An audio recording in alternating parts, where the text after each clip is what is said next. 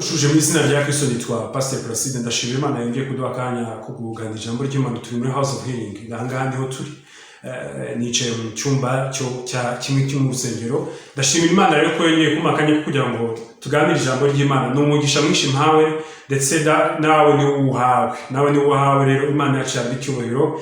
Reka mbere ko tugira ibindi byinshi twinjiramo, reka tubanze dusenga Imana, turimbana igice kimwe cy'igitero cy'indirimbo yo mu gitabo, hanyuma dukomeze.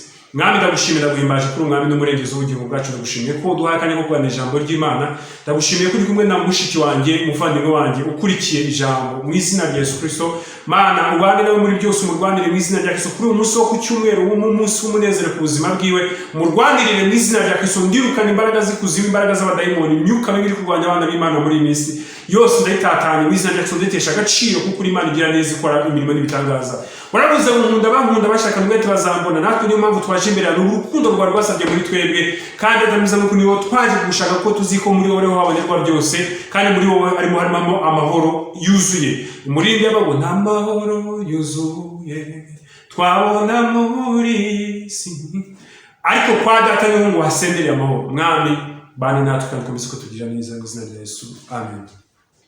Shuti reka turirimbane indirimbo ya 90 mu gushimisha Imana. Turirimbamo igitero kimwe cyonyine. Wibyiza mbona nibi kwizera umwami Yesu, no guhora ngendera mu nzira ye ntunganye, nawe yemeye kujyaninda ndetse no kunyora neza, ampesha no kwinjira vuba mu mahoro ye, nawe yemeye kujyaninda ndetse no kunyora neza, ampesha no kwinjira vuba mu mahoro we. Nawe yemeye kujya ndinda ndetse no kunyobora neza, ngo ampesha vuba no kwinjira mu mahoro ye. Amahoro y'Imana atandukanye n'amahoro ava ku mafaranga. Amahoro y'Imana atandukanye n'amahoro ava ku ufite ababyeyi cyangwa utabafite. Amahoro y'Imana atandukanye no kuba umugabo yakubwiye sheri cyangwa hani, cyangwa umugore yakubwiye sheri cyangwa hani. Amahoro y'Imana atandukanye no kuba umwana ari kwiga agatsinda. Ibyo byose bishobora kuba biri kuba cyangwa bitari kuba, ariko ukora ko ufite amahoro y'Imana ukaguma ukabasha kwihangana. Ntabwo ku isi dushobora kunezerwa byuzuye, ariko iyo uri kumwe n'Imana igihe uguha umunezero ukiri ku isi. Iyo uri kumwe n'Imana ngo muri byose bifatanyiriza no kutuzanira ibyiza, yaba amahoro yaba amakuba, tuyigiramo mu makuba, mu mahoro tukaruhukiramo. Haleluya. Mu makuba hari ibyo twiga, hari ibyo tumenya, inshuti zikuvaho ukabimenya, abavandimwe bakakuvaho ukabimenya, ababyeyi bakakuvaho ukabimenya, ukamenya ko bijya bibaho, bakugarukaho ukamenya ko ubutandi bagenda nta kibazo kizaba kirimo, kuko ufite ubana nawe. Haleluya. Kristo niwe nshuti y'ukuri, Kristo niwe muvandimwe w'ukuri. Yaravuze ngo ngo so na bene nyoko ngo na nyoko ngo bari hanze baragushaka, na bene so ngo baragushaka, ngo bene data ni bandi mama n'ibisi. Nabumva ijambo ry'Imana bakarikomeza. Aba batwicaranye, aba bari gukurikira ijambo kuri YouTube, aba bari gusenga, aba bafite umwanya wo kunyitaho no kuntekerezaho, abo nibo bene data kuko bari kumwe na data, kuko umwana wa data amenya aho mwene se ari. Turabavandimwe muri Kristo Yesu, ndetse Kristo ngo niwe mfura muri bene se benshi. Bivuze ngo njyewe na Kristo turabavandimwe, nawe kandi murabavandimwe. Nicyo gituma njye nawe turi connected. Niyo mpamvu dufite ukuntu duhura, dufite ukuntu duhuza, dufite ukuntu twifuza kubana, dufite ukuntu nkunda nanjye, dufite ukuntu ngukunda bidafite utabona impamvu. Ariko urukundo rw'Imana ngo nuko rwasabye mu mitima yacu, bituma dukundana, tugakundana urukundo rw'Imana. Imana ibumugisha. Tugiye kuganira amagambo turibuze gusanga ni mu gitabo cy'Itangiriro ibice 4 tuhera ku murongo wa 6. Tujye kuvuga ku gutegeka icyaha, kwirukana icyaha, gukura icyaha ku buzima bwawe. Icyaha ntabwo wagisengera, icyaha ntabwo ukingingira, icyaha ntabwo wicara ngo ukige nacyo. Icyaha uragitegeka, uragitegeka. kikava ku buzima bwawe.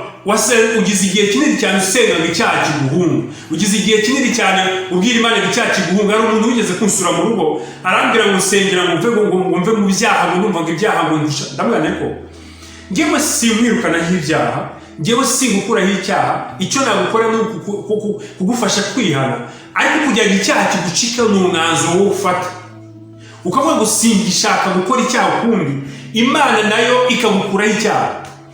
Yesu yakishije wa mudamu, ko mudamu bari bagiye gutera amabuye, uramwibutse muri Bibiliya. Kristo yavuga ngo gende, ntawe gucira urubanza, ntawe, kuko bose ni abanyabyaha. Noneho genda ntuzongere gukora icyaha ukundi. Wa mugore ngo aragenda arahabwa agakiza. Kristo aramubare ariko amutegeka kutazongera gukora icyaha.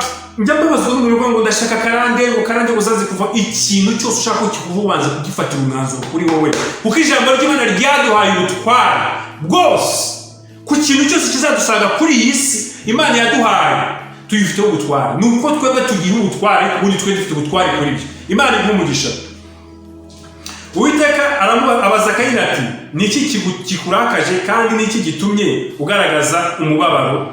Nukora ibyiza ntuzemerwa, ariko nudakora ibyiza ibyaha biri tugatugira ku rugi rwawe. Ni wowe byifuza, ariko ukwiriye kubitegeka. Wabyumvise?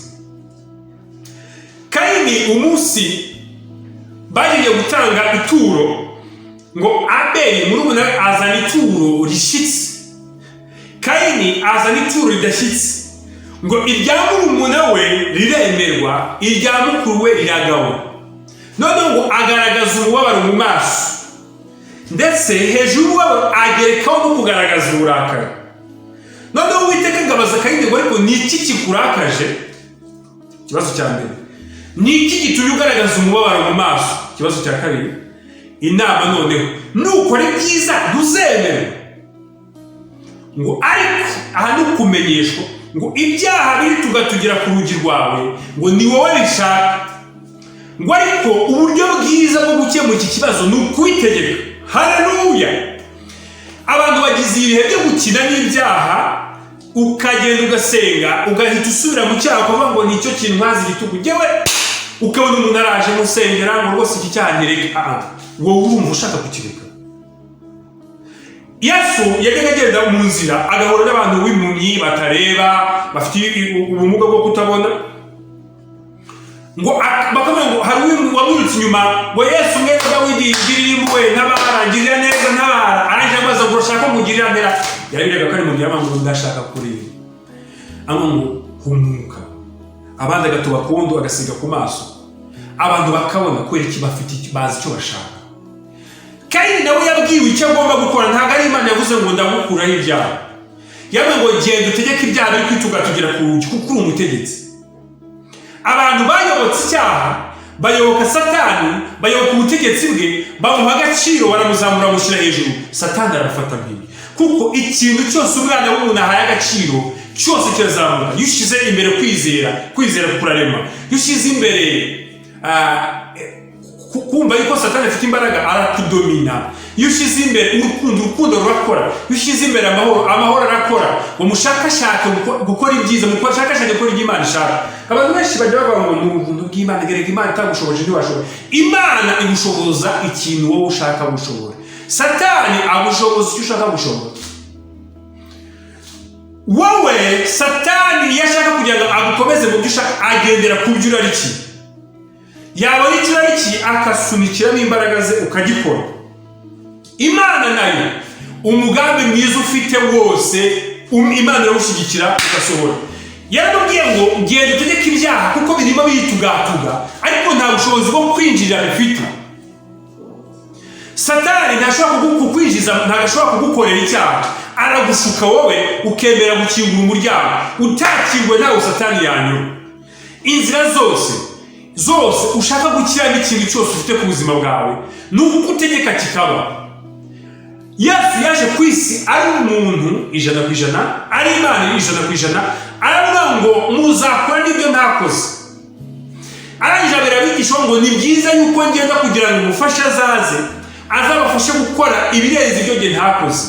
ndabapfiriye ariko mwe muzakwira amahanga yose mugende mwigisha ijambo ryanjye ngo kandi uzizera muzamubatize mu izina rya data n'umwana n'umwuka wera ngo kandi ibimenyetso bizagenda n'abizera ngo bazasengera abarwayi bakire ngo bazamukica ntacyo kizabatwara. Ariko simvuze yuko ugomba kugenda ubona uburozi bwose ngo umwe iyo bugutunguye Imana igikuneshereza.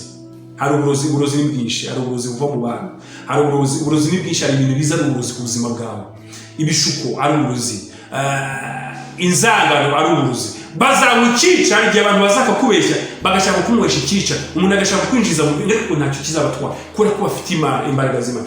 Kandi tegeka ibyaha biri kwituga tugera ku rugi rwawe. Bari kukubwira ngo senga muri iyi minsi hari abantu bakubwira ngo senga ariko urasenga isengesho urisengera kuki? Irukana icyitwa icyaha ku buzima bwawe nacyo kizaguhunga.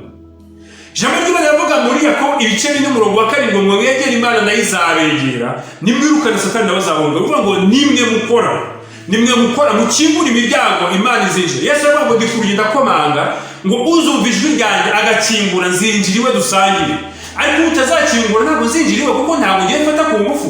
Njyewe ushaka nkunda bankunda. Navuze iri jambo ahantu kuri cya rimwe umuntu yandika muri comment ngo aha uratubeshye ngo Imana iradukunda uko turi twose. Ntabwo ibyo byanditse iryo jambo kandi n'uburyo ngiye interpretamo ni uko umwuka abanyoboye. Imana iyo uyishakira bimenya waba utanashaka ukayimenya. Yagiye itoratoranya abantu bafite imitima. Yagiye kwa Isaya ireba yo Dawidi avuga ngo uyu muntu ufite umutima umeze nk'uko nshaka. Kubw'iyo nguwo ushaka rero ungeneye kuri mu buzima bwiwe genda umwimika mu mwami ayobora uko ushaka. Uri kumva? Imana ibonye uteye nk'uko ishaka igukoresha mu buryo ishaka kuko uteye niba uri uko ishaka ni wowe ishaka nyine. Abantu bigize ibinani abantu banze kumva Imana ariko ngo bashaka ko Imana igomba kubakunda. Ariko umugore yanga kuba umugabo ariko agashaka ko umugabo agomba kumukunda. Genda mukorera ibyo shaka ariko agomba kumukunda. Umugabo akanga gukunda umugore we akakumva ko umugore azamugandukira. Ngewe reka ujye gufata uko mbonye ariko we shaka ko afata cye. Erega ibyo udakunda ibyo udashaka tukabishakira n'abandi. N'Imana nayo ishaka abayikunda. Yaravuze ngo nkunda abantu kandi irangije avuga mu kuva ibice 20 avuga ngo ntuzikubite imbere y'ikigirwamana kuko ndi Imana ifuha. Nese umuntu agufuhira atagukunda? None se utamukunze none se niba ngufuhiye wowe utankunduze ngo urukundo ntuzagera ugashira. Ariko nungarukira nanjye nzakugarukira niko yabwiye Abisirayeli. Rero ndagira ngo nkubwire ngo icyaha ugitegeke wikina n'icyaha, wikina n'umuriro, wikina na Satani. Ariko umuntu agikina n'icyaha ngerega ngo Imana izagera hidukuremo ngo ngerega ngo izagera itubabarire. Wikina n'icyaha, tegeka icyaha kivuye mu nzira. Icyaha kiri imbere yawe, icyaha kijya kigira kigutandukanya n'Imana. Hari imigisha myinshi icyaha kikujyana kuri yawe. Gukina n'icyaha ukajya ugishimashima ukavuga ngo sinsambana ngo sinzasambana, ugahamagara n'umuntu mukavuga ubusa ijoro ryose mukavuga ubusa, mukagera ku myanya y'ibanga mukayivugaho, mukagera ku biti byose mukabivugaho muvuga ubusa. Ejo mugasambana. Nta muntu n'umwe ugikora icyaha cy'ubusambanyi atagikorera imbanziriza gushima. Ushobora kuba utabipanga ariko iyo wirebye mu bintu byose wagiye ubamo usanga wowe ubwawe ari wowe wagiye umwana. Imana igumugisha rero. Ndashoje. Icyo nagusaba ni gukora share ijambo dukomeza kubwiriza kandi ugakora subscribe. Ndagusabye rwose ugikore ntacyo bitwaye. Abantu benshi bajya bashaka kuvuga ngo abantu ngo gusaba subscribe ngo sibyo. None se kwisiza ikintu nyine nanjye ni uko subscribe biranezeza nkabona yuko turi kumwe yuko wafashijwe n'ijambo. Ariko kureba ukihitira ukigendera ugasanga iyi video yarebwe n'abantu 100 ariko ugasanga nta n'umuntu umwe ugeze ukora kuri subscribe. Burya nudatanga igitoro se kinini wagitanga. Bikore ntacyo bigutwara, bikore ntacyo biguhombye, bikore sharinga n'undi muntu. Ese hari umuntu uri guseke no musharinga ijambo ry'Imana? Erega Kristo nawe ibi turimo turavuga dukora muri Bibiliya ni no gusharinga. Turimo turakisharinga icyo Yesu yakoze. Nawe sharinga ibyo twigishije niba wumvishe biri mu mujyo wumva ukumva kandi n'ukuri gusharinga n'abandi bantu bakumve.